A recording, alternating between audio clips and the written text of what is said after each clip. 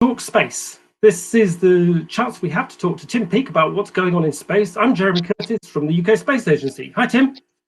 Hello, good morning, Jeremy, and good morning to everybody who's watching us this morning.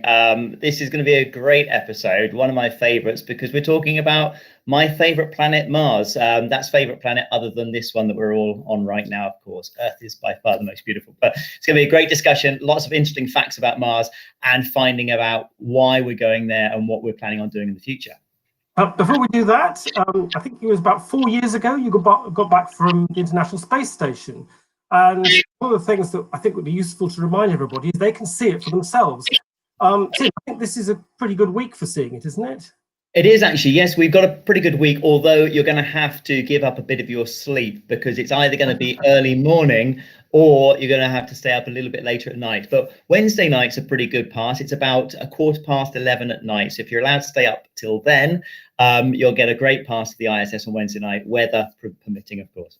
So you can have a look and find out where to look and when in the future, as well as this week, if you go to either Heavens Above or Spot the Station. That's the NASA version. So have a look for yourself. It's well worth a sight because it's really bright when you can see it.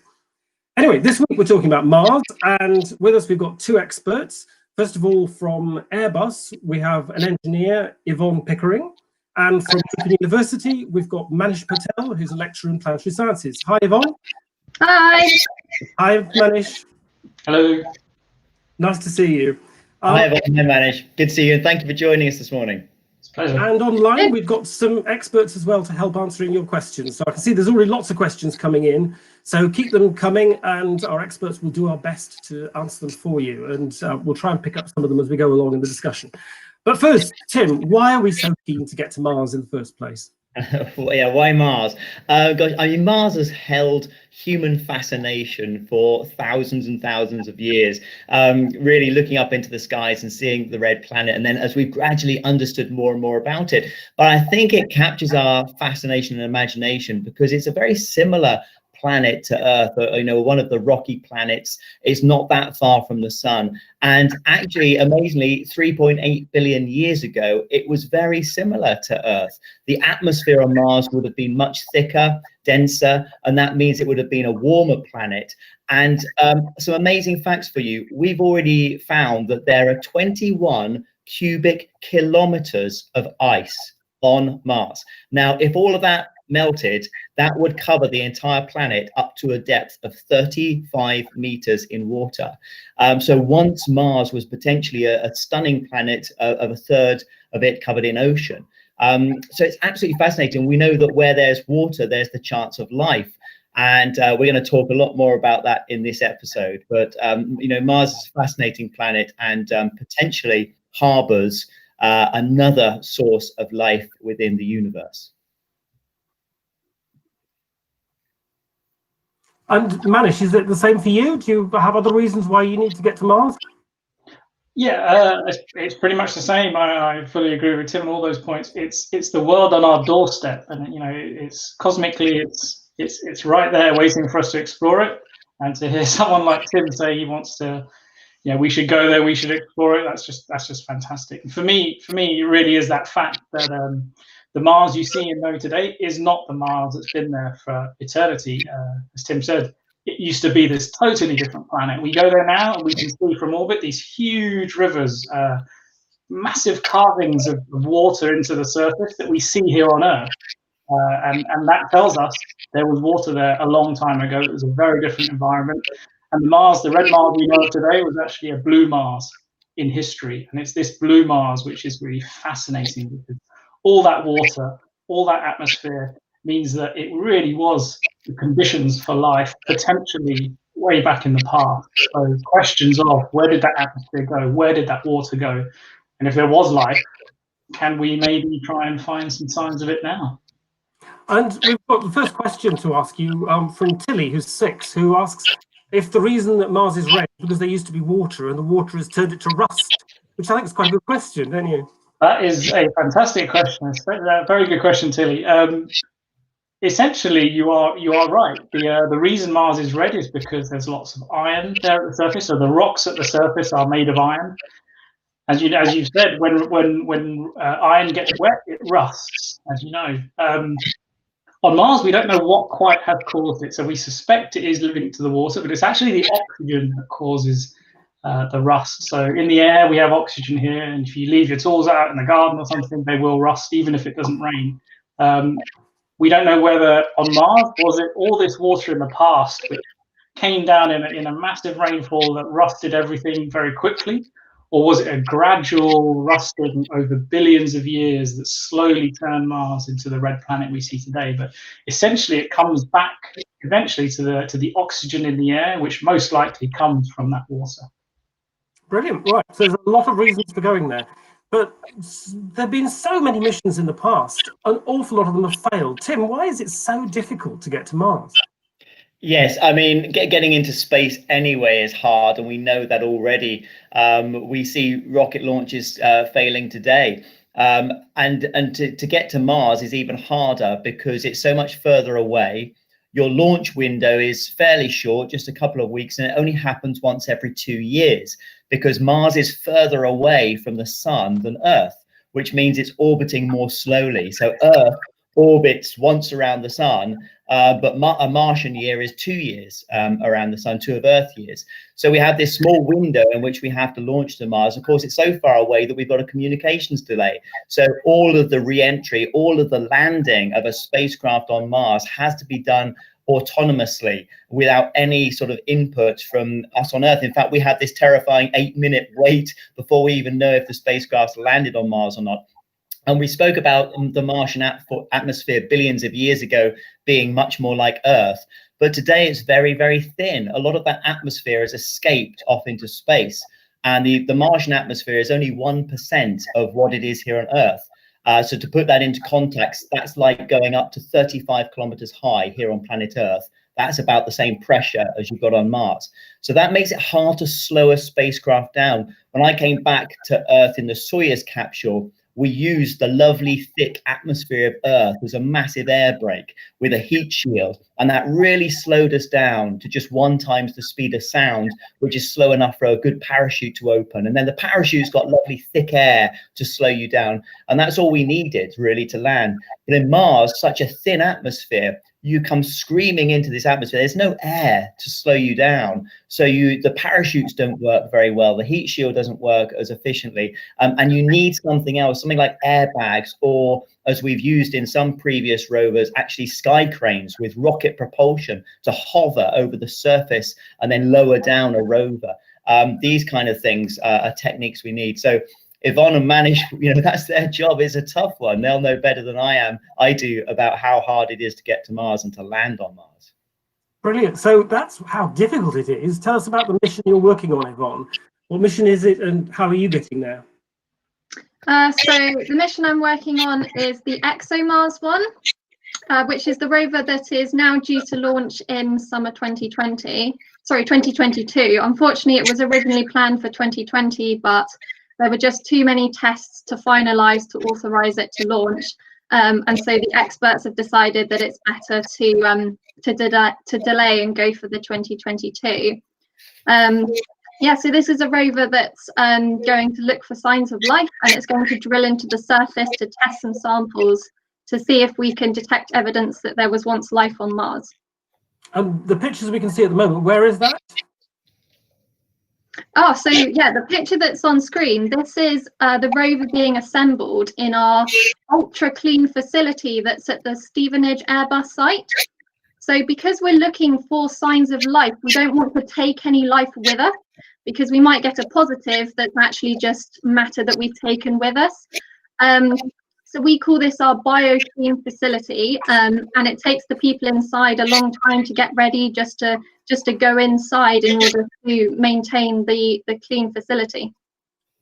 Brilliant. So it's probably one of the cleanest places you could be in this day and age, people trying to isolate and wear masks and so on. I imagine it's probably a pretty safe environment for anybody trying to avoid COVID at the moment as well, isn't it? It is, yeah. It's actually, in real life, you have about 200 spores on about 1/8 of a pinhead in that facility, we're working to an accuracy more like 200 spores per square meter. Wow. So spores are sort of dust particles and things that we have sort of around us every day, and that's how clean that facility is. Amazing. Now we've got another question. I'd like to go back to what it's going to be like when you get there. So Tim, we've got a question from Lindsay's 5-year-old. We don't have his name, I'm afraid. Wants to know what it would be like to walk on Mars. So when this rover finally arrives, I think it'd be useful to have a feel for what Mars is actually like. Yes, well, that's a great question. And actually, you know, if you're 5 years old, then you're in the right age bracket for perhaps being the first human to walk on Mars. So what's it going to be like? Well, Mars is a smaller planet than Earth. It's about a quarter of the size of Earth, which means it doesn't have as much mass, which means it doesn't have as much gravity. The force of gravity is much weaker. It's about 38% of here on Earth. So actually, you would feel a lot lighter. Not as light as you would on the moon. On the moon, we've seen photos and videos of the astronauts who are doing the bounding, that's sort of jumping along the moon. Not quite that light, but you do certainly feel a lot lighter. I actually got to experience it in the back of an aircraft on the Vomit Comet, as we call it, the parabolic flights. And we had a few parabolas where they gave us the moon's gravity, and they had a few parabolas where they gave us Mars gravity. So we were able to walk around in the back of this aircraft feeling what it was going to be like. But of course, we can't survive in the Martian atmosphere. It's mostly carbon dioxide. There's no oxygen there to breathe, and the pressure is dangerously low. I've already mentioned it's very thin atmosphere, so we'd need a spacesuit in order to survive on Mars. And there's a lot of dust. Manish, can you tell us a bit about the dust on Mars? Yeah, dust. There's dust everywhere on Mars. Mars is interesting because there's no water at the moment on the surface, so everything can go crazy on Mars. In the video now, you can see the video is actually on Earth. So we're driving through a thing called a dust devil in the US desert there, which is a swirling tornado of dust. So they're quite common on Earth. You don't really get them that much in the UK, but in desert regions you get them a lot.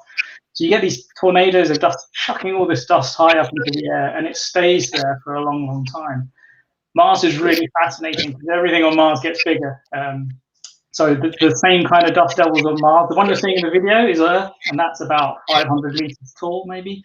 On Mars, they go big, they supersize. They go to 12 kilometers high, the one that you're seeing an image of here. So they really turn into these monster dust storms. And dust is actually something that can engulf a whole planet on Mars. So imagine a dusty storm here on Earth. Imagine that engulfing the entire planet. That's what happens on Mars. These things go out of control. And just last year, or the year before, we had a global dust storm on Mars. So dust is a real interesting thing in the atmosphere of Mars. It drives everything. So Tim's talked a little bit about how we're going to land when we get there with parachutes and things. But what are we going to do on the surface? What actually happens when the mission arrives at Mars? So the aim is to get there and drive around with the Rosalind Frank with the rover that is being sent to Mars now, and go investigate the surface of Mars. So you can see here a really nice image rotating around the rover that we're going to be sending. It's equipped with all manner of scientific equipment to analyze and understand the rocks it goes up to, and really importantly, it's got this big drill on it. And this is the first time we are ever going to drill deep into the surface of Mars. I say deep, I mean at the 1 meter, 2 meter level. You can see the drill box there at the front of the rover. That will come out and it will drill down.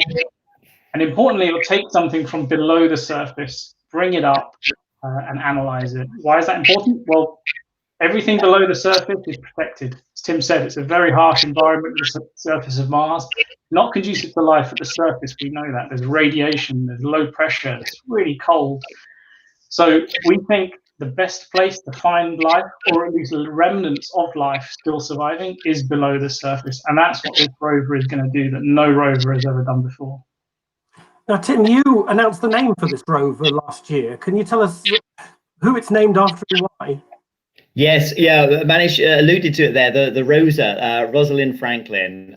So I had the great honor of being able to announce the name for the ExoMars rover. And Rosalind Franklin was a great British scientist, a chemist and a crystallographer who was responsible for helping us to understand the molecular structure of DNA and RNA. So really the building blocks of life as we know it here on Earth. So it seemed very appropriate that somebody who is so involved and so crucial to our knowledge of life should be remembered in terms of a rover who's searching for life on Mars.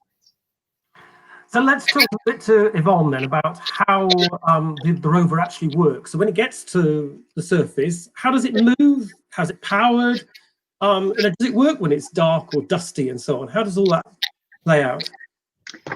So the rover is actually entirely solar powered. You can see on the top there were the big solar panels that are its only source of power.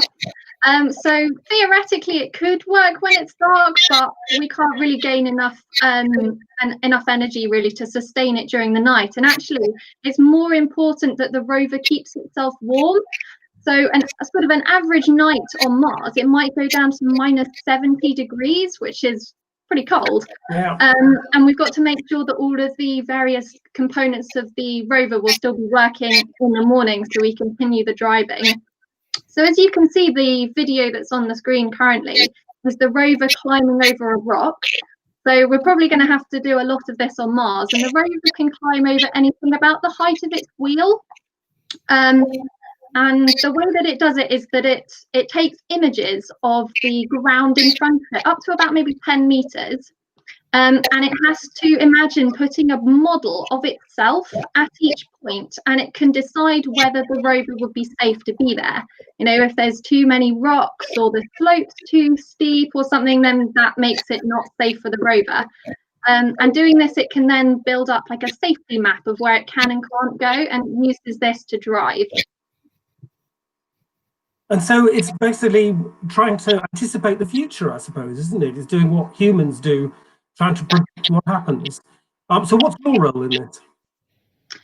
So I'm part of the team that actually they design the algorithms of how this rover establishes sort of the safe places it can go, and then actually drives it and makes sure that the rover is sticking to the path that it is assigned for itself.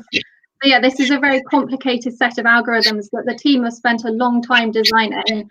And it sort of tracks the ground as it's driving, and it's always constantly making sure that the rover is safe and where it thinks it is. And you can see that it can cope with soft sand. I think the first video is of it coming down the slope. This one here is when it's getting off the lander, isn't it, as it's deployed. And then we can see it coping with different terrains. We've got a question here from 9-year-old Kieran, who wants to know if you could send a rover to the polar ice caps. What do you think of that idea? I think that's a really interesting idea, and actually the polar ice caps might be quite an interesting place to explore. I think there have been previous missions that have looked into this, but obviously we've decided for this particular mission not to, but who knows what will happen in the future.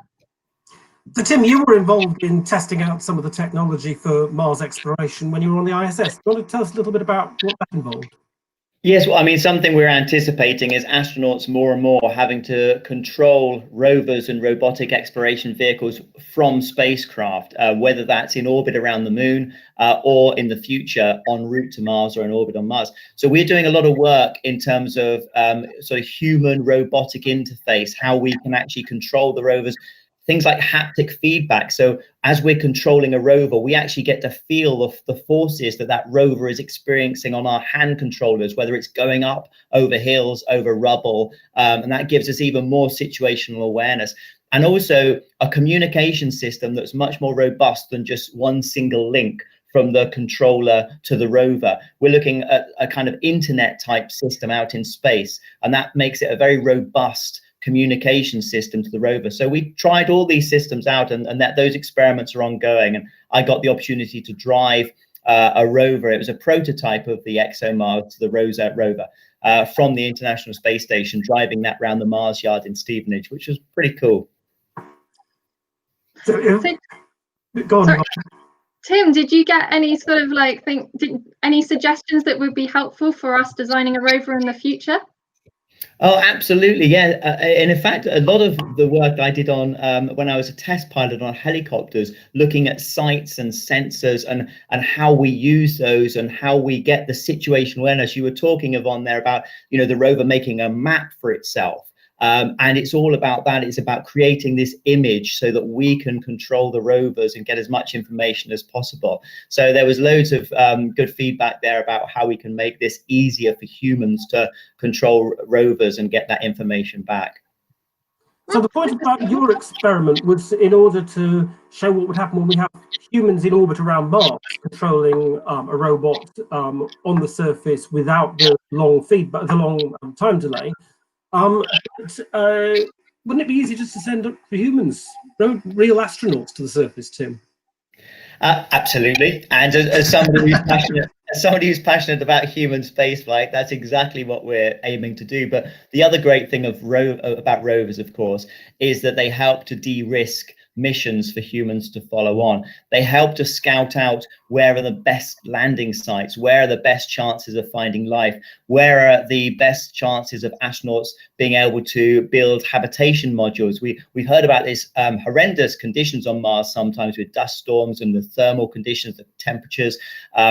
And so we need to be able to live and work there. So rovers can go there first of all and scout this out and build all this information up. So by the time we send humans there, we have a really robust mission. We know where we're going, why we're going there, and what to expect when we get there. And of course, it's cheaper to send rovers ahead of time to do this than it is sending humans there and then finding out that we got it wrong. So Manish, what part of the mission are you involved in then? I think you're involved in one of the instruments, aren't you? Yes, I am. I just want to go back to just for a second and say, Kieran, 9 years old, you are spot on, because that is exactly what we need to do. We need to go back to Mars. We need to go to the poles, and we are trying. People like me are trying to convince the space agencies to go there. So we need more Kierans. I'm more like so yes, I'm involved in the PanCam instrument on the rover, which is the eyes of the rover. So two cameras, actually three cameras at the top of the mast, and it surveys the scene, and it tries to understand the environment that the rover is in and how to get to the interesting places we want to go to look at, analyze. And where do you want it to dig? So this is a big choice. We spent years debating where we should land on Mars, and we've chosen an area which is what we think an old lake bed type landing site. So you don't want to go to Mars and then land on a nice, pristine volcanic basalt, because there's not much chance of finding life there. But going somewhere where we think there was water in the ancient past that's kind of settled down and maybe brought some gas down with it into the rocks and sedimented out like that, that's the kind of place we want to go to and look for and dig. So that we'll use the eyes of the rover to figure out where to go, and then we'll go there and investigate. And so, Yvonne, what are you going to do with the samples when you've got them? What happens next? So we like I said, we drill down, we take the samples, we go into the rocks, take the samples. We have a series of fantastic instruments. So we pack huge laboratories that you normally find in universities and research organizations, etc. We put them into boxes this big and we analyze them. So one of the things we do is take samples, burn them essentially, break them up into bits, and try and understand what all those little bits are in order to find out what something's made of. So we're trying to find the ingredients essentially of what we're analysing. So I guess you're going to find it pretty difficult to find out whether you've actually got life there. I mean, how do you do that?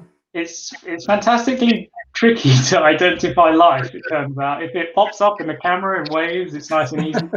Trying to understand it at the component level, when you're given a piece of rock, trying to identify whether there's life in there, unambiguous. So to be sure that it is life and not anything else, it's actually pretty difficult. So we try to look for things that are unusual, out of balance, and that's really the best indicator of life. As living things, we tend to disrupt the environment we are in, so we throw things out of balance. And that's what we really look for when we take these things apart. So with this mission, we're going to be doing all the tests on board using Yvonne's rover as a laboratory, aren't we? Tim, what happens next after ExoMars? Yeah, so I mean, Manish is just describing there what ExoMars is going to do. Fascinating to try and detect signs of life and then transmit that information back to Earth. But the next step, of course, is not to transmit the information, but to actually bring back pieces of Mars itself so that we can analyze it in our own laboratories and do much more stringent testing and much more in-depth testing. So how do you bring a sample back from Mars? Well, it's a very long, convoluted process. And the United States NASA are launching a rover this year called Perseverance, which is going to be the first stage in this Mars sample return system. And so Perseverance will have a drill, much like ExoMars, a little bit like ExoMars, and actually even has a helicopter on it. They're going to fly a drone in the Martian atmosphere, which is going to be fascinating. Wow. The first drone to fly, somewhere other than planet Earth. But essentially what they're doing is dropping off samples along the way. And dropping off samples with a view that another rover, which the European Space Agency are involved in, Mars Sample Return Rover, will come along and pick up those samples and then take them to a Mars Ascent vehicle, which will go and rendezvous with another spacecraft that's in Mars orbit, that will then bring back those samples to Earth. So this is a really ambitious program that's going to be going on over the next 10 to 15 years, maybe, in terms of retrieving these samples that are going to be taken next year. So it's going to be absolutely fascinating to follow. So at home, you can look out for the launch sometime on the 30th of July or soon afterwards from the US for Perseverance. But Yvonne, what's the UK involvement in all this? I believe Airbus has got a big part of the this whole set of missions. Yeah, so currently Airbus for the Mars Sample Fetch rover, which is the rover that's going to go and collect up all these samples and hopefully bring them home. So Airbus is going to be building a prototype rover or a breadboard, as it's sometimes called in engineering, that's just going to demonstrate the capability. And from then we'll move on to the next stages of the project. Brilliant. So perhaps we can have Manish back on. So Manish, can you tell us what's going to happen to the samples when they get back to the Earth?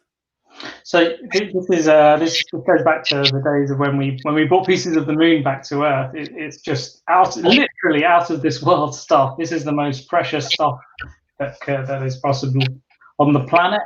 But at the same time, we have to be very careful. So we're bringing pieces of Mars back, and that's a piece of another planet that's grown in, that's come about in an entirely different system. So we have to be careful. We've learned lessons about contamination, about bringing things into a new area. We're bringing something very new to the Earth, so we need to be very careful with these rocks. That means putting them in a very secure facility. So we would essentially be putting them under their own lockdown, very apt as that for now, but we put them in somewhere safe, and we analyze them, and we check them to make sure there's nothing harmful in there, but also very importantly to make sure we don't contaminate the samples. So if we're looking for life in pieces of rock from Mars, we've got to make sure we don't contaminate it with our own kinds of life going in there. So they'll come back to Earth, they'll be put in a very, very safe place. And it's going to be scientists, it's going to be people like you guys at home who eventually will grow up, become scientists, and analyze these rocks from Mars. So, you guys are at a very special time. This is a fantastic time to be a student, to have that kind of opportunity coming up for you in the near future. That's a great plug for the fact that we do need more people. Yvonne, what's the most exciting thing about your job? Why should other people want to come and work in the same sort of field as you? Oh, I think my job's amazing. Just to be part of the team that gets on a daily basis to be testing the rover and knowing that like a little bit of what you've done is actually going to another planet. I couldn't think of a better job, really. And for you, Manish? Yeah, absolutely. I've got to say, it's not a job. Someone pays me money to do what I love, and it's just fantastic. It's the idea of exploring the solar system with something you make and send out. It blows me away every day. And if you look back and think of a message you would have given to your younger self, is there something you'd have done differently, maybe university or school? I think I would have still followed the path I've done. My parents were fantastically supportive. They let me go the direction I wanted to. I think the thing I probably would have benefited from that I see now, I didn't see then, was languages. Understanding, being able to talk and cross barriers of communication and language. You don't work in isolation in science. You work internationally. You work with people across the world. It's fantastic. So I think if there was one thing I could have done more of, it would have been languages. That's for sure. Tim, do you feel the same about languages, given the international nature of the crews of the ISS? Absolutely. I mean, languages are so important. I really struggled actually to learn Russian at the grand old age of 37, but it was vital to working with the Russians, flying with the Russians. And of course, in the European Space Agency, my colleagues are German, Italian, French, Spanish. So languages are very important. And it's really enriching to learn about other people's culture as well. The great thing is that the more we're doing, the more ambitious our space programs are becoming. They're actually becoming more inclusive. We're having to work together with other international partners in order to do them. So international collaboration is the way ahead. And Yvonne, you're working in, well, basically computing now. Are there any messages you would have given yourself about how things could have been different earlier on? Well, actually, funny talking about languages, I'd say probably the same thing, except I'm talking about coding languages. I at university didn't really think that coding was maybe that important. I went for some sort of, I studied stars or things instead. But actually, I really wish I had taken a few more coding modules and sort of got to know a few different languages, because that really is so fundamental in so many different jobs in engineering now. Brilliant. We've got one last question I'm going to try and fit in here from Ruby Jane. She's 12 years old. She says she's from Myanmar. She says she wants to be an astronaut and go to Mars. What can I prepare to be an astronaut? Tim? What to prepare for, Ruby? Well, I mean, languages and culture and experience of other countries, as we've just heard there, is a great thing. As Yvonne was saying, things like coding, technology, engineering, these are becoming everyday parts of our lives. And in terms of what an astronaut does today and will do in the future, it's all becoming based around technology and engineering, having an understanding of things like, artificial intelligence and computing, which you'll have the opportunity to study at school, which, I didn't have the opportunity so much. It wasn't really around when I was going through school. So really embrace those opportunities. There'll be so many people giving you guidance and advice, and listen to people, but follow, what you're passionate about. Follow that route, because that's your best route to happiness and to success. Essentially, astronauts come from all different backgrounds, but we are all passionate about spaceflight, and most of us have some sort of background in science or flying or engineering or technology. Well, I'm afraid that pretty much runs out of our time now. So if you'd like to get involved at home, there's lots of things you could be doing. If you're interested in ExoMars, we've got activities at the Space Education Office, which link to Mars exploration and to ExoMars in particular. So there's links below this screen if you want to follow those up. Go to our website where we've got education resources you can use at home. So do have a look at those. Well, this was the last in our series of Tim Talks. So, Tim, what are you going to be doing for the rest of the summer? Yes, the rest of the summer, I'm actually writing an autobiography, so I've got to knuckle down and get some work done for the next few weeks, which I'm actually looking forward to and enjoying. But yeah, so thank you everybody who's been listening to these Tim Talk sessions. I've thoroughly enjoyed them. I hope you have. Thank you, Jeremy, and the UK Space Agency for hosting them and putting them together, and for all the people like Manish and Yvonne for contributing all of their knowledge and experience and making the sessions so interesting. Thank you very much. And if you fancy sending us any feedback through Twitter or whatever at home, then let us know what you thought of it. If there's enough positive ones, I'll try and bend Tim's arm, and we might try doing some more sometime. But if we do, we'll tell you about it through Twitter. So sign up to our Twitter feed if you're interested in that. And if you missed any episodes, they're all available to watch still on YouTube, so you don't have to miss anything. So thank you very much, everybody at home, for watching. And thank you very much, Yvonne and Manish, and most of all, Tim. Thank you so much for your time. We could have talked to you for hours longer, but you have other commitments, and so do we. So thank you very much for your time, Tim. It's been fascinating. I've thoroughly enjoyed it. And have a great summer, everybody. Bye, everybody. Yeah.